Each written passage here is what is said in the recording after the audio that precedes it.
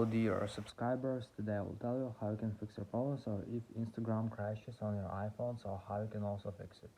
So for fixing it, first thing, just try to close your Instagram app and just open it again. And if it doesn't help, if you still have this error, so you can also just try to check your internet, so just go to the settings. In the settings you need to find Wi-Fi. If you're using Wi-Fi, just try to turn it off and turn on again. And if you use cellular data, just open cellular data, just try to turn it off and turn on again. Also, you can try to restart your phone, so just go to the general, just scroll down, just tap on shutdown, slide to power off, wait for a second, and just power on phone again, so just simply restart your phone. And the latest option you can try to update your app, so just go to App Store, just go to Search tab. In Search tab, just write here Instagram, and if you see here update, just tap on update button and wait until it will successfully install the latest updates for your Instagram app.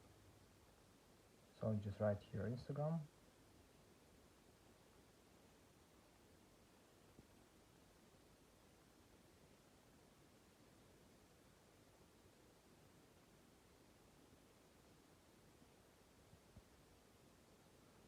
So thanks for watching, have a nice day, subscribe to my channel, click like and bye.